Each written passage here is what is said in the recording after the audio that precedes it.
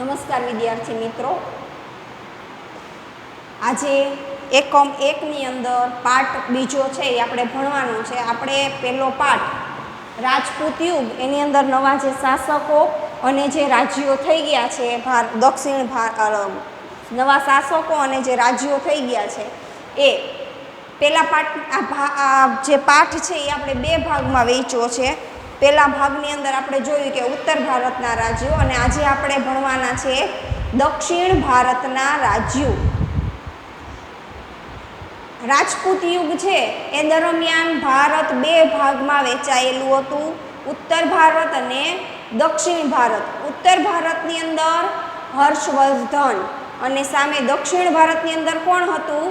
પુલકેશી બીજો. એટલે આપણે પહેલા પાઠની અંદર હર્ષવર્ધન પછીનો જે રાજ્યો થઈ ગયા અને એના જે શાસકો થઈ ગયા એનો આપણે અભ્યાસ પહેલા પાઠની અંદર આપણે કરી લીધો. હવે આજે આપણે આ પાઠની અંદર તો કે દક્ષિણ ભારતના રાજ્યો, એટલે કે દક્ષિણ ભારતની અંદર પુલકેશી બીજા પછી છે તો કે કયા કયા રાજ્યોની અંદર કયા કયા શાસકો થઈ ગયા છે એના વિશે આપણે આ પાઠની અંદર ભણવાનું છે. હર્ષવર્ધનનું મુખ્ય અને મહત્વનું નગર હતું કનોજ, એવી રીતે સામે પુલકેશી બીજાનું એટલે કે વાતાપી, એમાં જેમ હર્ષવર્ધન કનોજનું એનું મુખ્ય શહેર હતું એવી રીતે ચાલુક્ય વંશની અંદર સૌથી મહત્વનું નગર એટલે વાતાપી.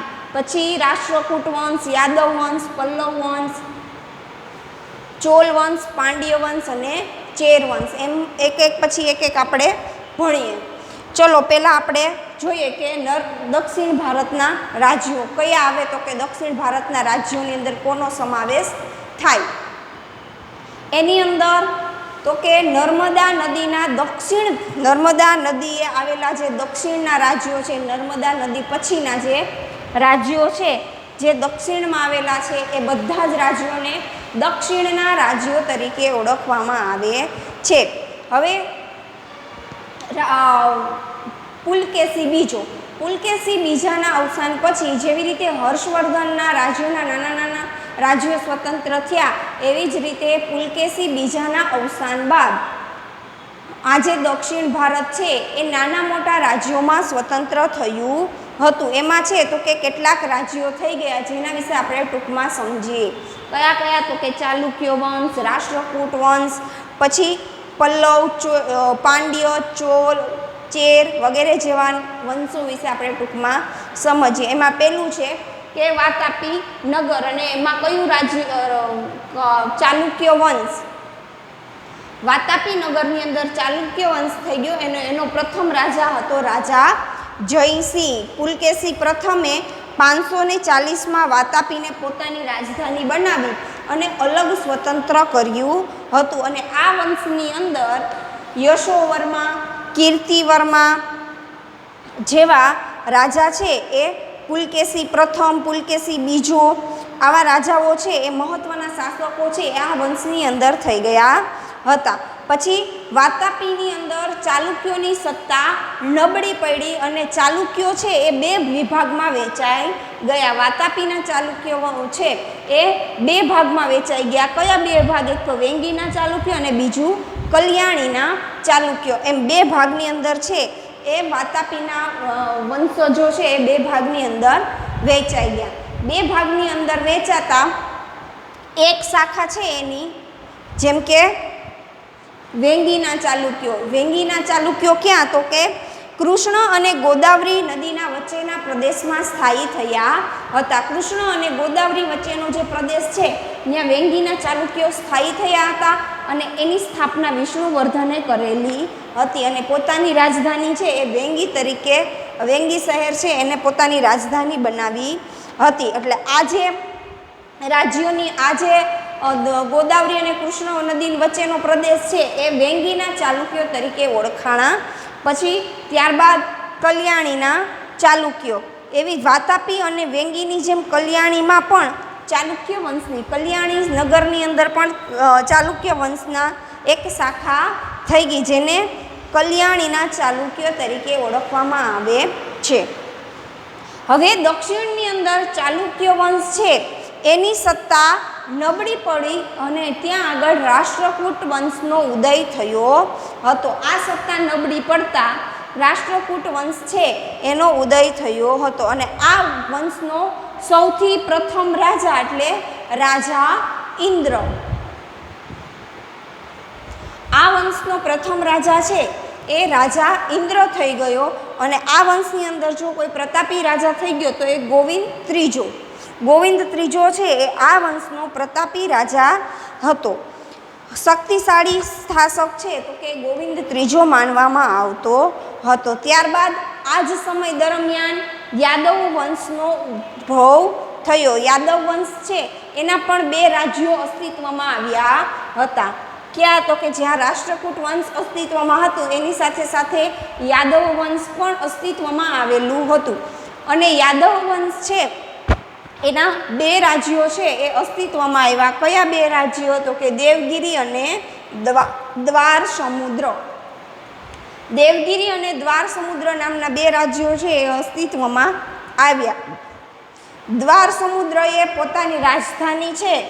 દ્વાર સમુદ્રના જે યાદવો છે એણે પોતાની રાજધાની છે તો કે હોયસલોનીને રાખી હતી અને દેવગિરી એ પોતાની રાજધાની દેવગિરીની અંદર પોતાની રાજધાની છે એ દેવગિરી એટલે કે હાલની જે દોલતાબાદ છે એણે પોતાની રાજધાની બનાવી હતી. હવે ચાલુક્ય વંશનું પતન થયા બાદ ધીમે ધીમે નવા નવા રાજ્યોનો ઉદય થયો હતો. તેમાં વરંગલના કાકતીય પણ સમાવેશ થાય છે. કૃષ્ણ અને કાવેરી નદીના જે ભૂમિ પ્રદેશ છે એ તેમનું રાજ્ય રહ્યું હતું. કયું? તો કે વરંગલના કાકતીય. પછી એ જ સમય દરમિયાન એક મહત્વનો વંશ એટલે કે પલ્લવ વંશ એ જ સમય દરમિયાન છે તો કે પલ્લવ વંશ પણ હતો અને આ વંશની સ્થાપના છે એ બપદેવે કરેલી હતી. આ વંશનો સ્થાપક પલ્લવ વંશનો સ્થાપક છે એ બપદેવ હતો. બપદેવે આ વંશની સ્થાપના કરી હતી અને પોતાની રાજધાની કાંચીપુરમને જાહેર કરેલી હતી અને આ વંશની અંદર મહત્વના ઘણા શાસકો થઈ ગયા જેમ કે મહેન્દ્ર વર્મા પ્રથમ, નરસિંહ વર્મા પ્રથમ, નરસિંહ વર્મા ત્રીજો એ બીજો આ વંશના મહત્વના શાસકો થઈ ગયા હતા. ત્યારબાદ તાંજોર, ત્રિચિનાપલ્લી અને પદુકોટ્ટઈ જ્યાં આવેલા છે ત્યાં મધ્યકાળમાં ચોલ મંડળનું પણ રાજ્ય હતું અને તાંજોર તેમની રાજધાની હતી. ચોલ મંડળ, ચોલ વંશ, બરાબર. એણે છે તો કે ચોલ વંશ છે એની અંદર કયા કયા શાસકો થઈ ગયા? તો કે રાજરાજ પ્રથમ, રાજાધિરાજ પ્રથમ, રાજેન્દ્ર પ્રથમ આ ચોલ વંશના મહત્વના શાસકો હતા. પછી દક્ષિણમાં એવું જ એક રાજ્ય આવ્યું હતું પાંડ્ય વંશ, બરાબર. પાંડ્ય વંશ રાજ્ય છે એ આમ તો ઘણું નાનું હતું પણ એ સમયે વેપાર માટેનું છે એ સૌથી મોટું મથક રહ્યું હતું. કયું વંશમાં? તો કે પાંડ્ય વંશ. પછી આ સમયે તમિલમાંથી એક અલગ થયેલો ભાગ એટલે કે ચેર વંશનું શાસન હતું અને ચેરનું બીજું નામ એટલે કેરળ અથવા મલયાલમ નામે એ પ્રખ્યાત હતા. ચેરનું બીજું નામ છે અને ચેર વંશનો પ્રથમ શાસક એટલે અયન અને આ વંશની અંદર જો કોઈ સર્વશ્રેષ્ઠ શાસક થઈ ગયો હોય તો એ સેંતુગવન હતો. હવે આ હતી દક્ષિણ અને ઉત્તર ભારતના રાજ્યો. હવે જોઈએ આ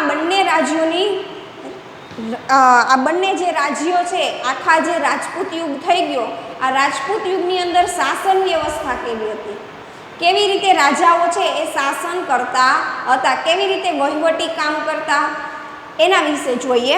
તો કે રાજપૂત યુગમાં વિવિધ રાજ્યવંશો છે એનું શાસન હતું. જોઈએ આપણે બધા જ રાજ્યવંશો છે એ આપણે જોયા. આ બધા જ રાજ્યવંશની સ્થાપના થયેલી હતી અને એમાં આ જે રાજ્યવંશ છે એમાં પરિવર્તન આવતો કે એક રાજ્ય વંશ પછી બીજા વંશ આવતો, પછી ત્રીજો વંશ આવતો, એટલે વંશમાં ફેરફાર થતા હતા. પણ એને જે સંચાલન કરવાની પરિસ્થિતિ હતી, રાજનૈતિક પરિસ્થિતિ હતી, એમાં કોઈ જાતનો ફેરફાર થતો નહીં. હા, વંશો ફરતા પણ એમ રાજનૈતિક વંશના રાજનૈતિક જે પરિસ્થિતિ હતી એમાં કોઈ જાતનો ફેરફાર થતો નહીં. રાજપૂત યુગમાં રાજાનું પદ છે એ વંશ પરંપરાગત હતું, એટલે કે રાજાનો બાળક જ રાજા બને.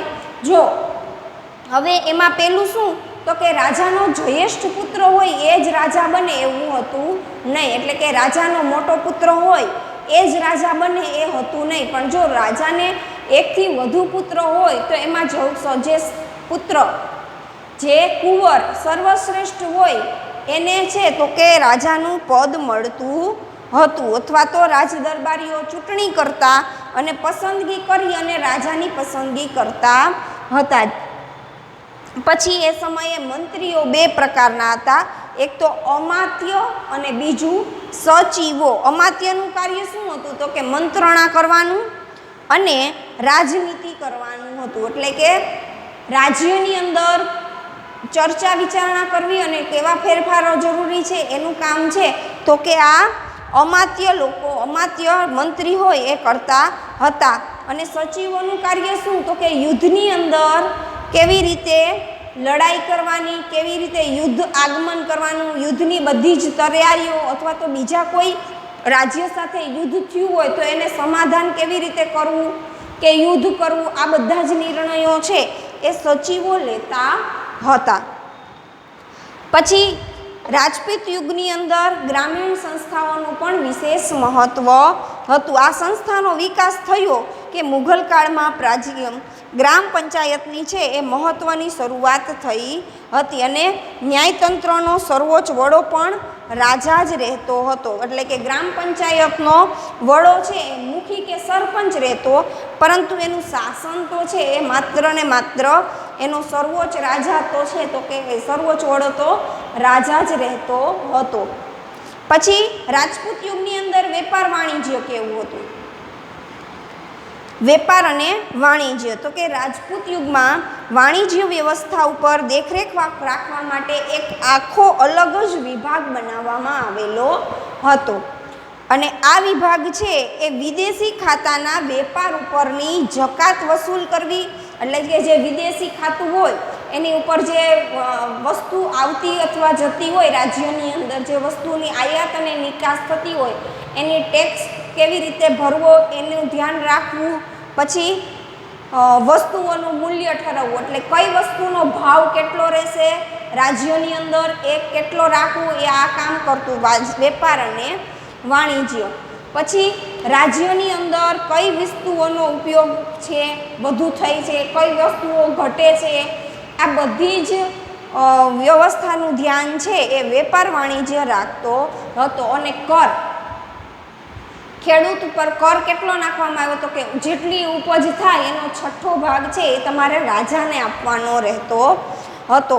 એટલે કે આજે રાજપૂત યુગમાં જમીન ઉપરનો કર લેવામાં આવતો એને ભાગ તરીકે ઓળખવામાં આવતો હતો. અને બંદર, નાકા ઉપર, સિંચાઈ ઉપર પણ કર ઉઘરાવવામાં આવતો હતો. અને દરિયા વેપાર માટે ગુજરાતના બે મહત્ત્વના બંદરો જાણીતા હતા, એક તો ભૃગુ કચ્છ અને બીજું ખંભાત, એટલે કે સ્તંભ તીર્થ, એ સમયે સ્તંભ તીર્થ અને હાલનું ખંભાત, અને એ સમયે ભૃગુ કચ્છ એટલે હાલનું ભરૂચ.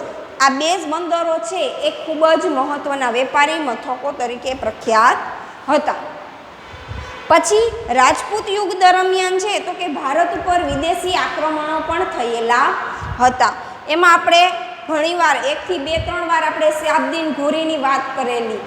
એટલે આ જે આક્રમણ છે એ વિદેશી આક્રમણ તરીકે, વિદેશી આક્રમણ પણ એને કહી શકાય છે. 8મી થી 12મી સદી દરમિયાન ભારતમાં મુસ્લિમોના આક્રમણો થયા હતા. એમાં એનો હેતુ શું હતો, તો કે આપણા જે ધન સંપત્તિ છે એ લૂંટી લેવી, બીજું કાંઈ એનો કોઈ હેતુ હતો નહીં. એમાં જોઈએ તો કે ગજની સુલતાન મોહમ્મદ ગજનીએ ઈસવીસન 1100 થી 1000થી માંડી અને 1026 સુધી છે અઢળક ભારતની અઢળક સંપત્તિ જોઈ અને ઘણી બધી વારો આક્રમણ કરેલા હતા. અને મોહમ્મદ ગજનીને ચડાઈનું ભારતની અંદર મુખ્ય કારણ શું હતું તો કે અહીંથી સંપત્તિ પોતાના દેશ લઈ જાવી. બરાબર, તમને બધાને ખબર હશે કે સોમનાથ ઉપર પણ એણે આક્રમણ કરેલું અને સોમનાથ મંદિરને એટલે કેટલી બધી હદ સુધી છે નુકસાન પહોંચાડેલું અને એની અઢળક સંપત્તિ પણ લૂંટી લીધેલી હતી. પછી જ્યારે પણ મોહમ્મદ ગજની અહીંયા ચડાઈ માટે આવતો ત્યારે એ જો હારી જાય તો જ્યારે બીજી વખત આવે ત્યારે વધુ તાકાત સાથે વધુ મોટી સેના સાથે એ આક્રમણ ભારત ઉપર કરતો. એ સમયે ભારતના જો શાસકો એક થઈ અને સેના બનાવી લીધી હોત ને તો આજે આપણે મુસ્લિમનું જે શાસન આવ્યું મુઘલ સામ્રાજ્ય એ આવત નહીં. જો બધા જ રાજ્યોની સેના એક થઈ અને આ લોકો સામે લડી હોત તો પરિણામે 1025ની અંદર સોમનાથ ઉપર ચડાઈ કરી અને અઢળક સંપત્તિ મોહમ્મદ ગજનીએ લૂંટી લીધી હતી. પછી 150 વર્ષ બાદ પાછું ભારત ઉપર છે તો કે એણે એ જ દિશામાંથી આક્રમણની શરૂઆત થઈ અને આ અગાઉના આક્રમણોની વાત કરીએ તો ભારતીય શાસકો ભૂલી ગયા મોહમ્મદ ગજનીના અવસાન પછી ગજનીમાંથી તો લડાઈઓ ચાલુ જ હતી પરંતુ જો એ સમયે સત્તા છે એ સ્થિર હતી નહીં અને આ સત્તાનો લાભ છે આ નબળાઈનો લાભ છે એ આપણા શાસકો લઈ શક્યા નહીં. પરિણામે શાહબદીન ઘોરીએ આક્રમણ કર્યું અને છેલ્લે કેટલીક હાર સહન કરી પરંતુ છેલ્લે તરાઈના મેદાનમાં પૃથ્વીરાજ ચૌહાણને હરાવી અને દિલ્હી સલ્તનતની ગાદી ઉપર છે એમ શિહાબદીન ઘોરી આવી ગયો અને અહીંથી શરૂઆત થઈ મુસ્લિમ શાસકની શરૂઆત છે અહીંથી થયેલી હતી. અહીંયા આપણે એકમ 1 છે એ પૂર્ણ કર્યો. હવે આપણે એકમ 1ની અંદર સ્વાપોથીમાં પણ આપણે કમ્પ્લીટ થઈ ગયું છે. ફેરનોટની અંદર પણ મેં તમને લખાવી દીધું છે.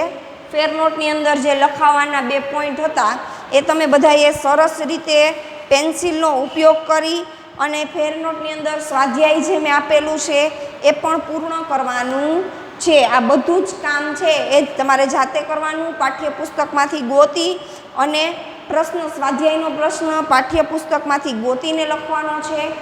પ્રશ્ન જવાબ સ્વાધ્યાયનો છે એ મોટો છે. ફેરનોટની અંદર જે સ્વાધ્યાય કરવાનું છે એ પ્રશ્નનો જવાબ થોડોક મોટો છે એટલે મોટો પ્રશ્ન હંમેશા પોઈન્ટ પાડીને લખવાનો આગ્રહ રાખવો, પેરેગ્રાફ સ્વરૂપ નહીં. તો વિદ્યાર્થીઓ અહીંયા આપણે એકમ 1 છે એ પૂર્ણ કરીએ છીએ.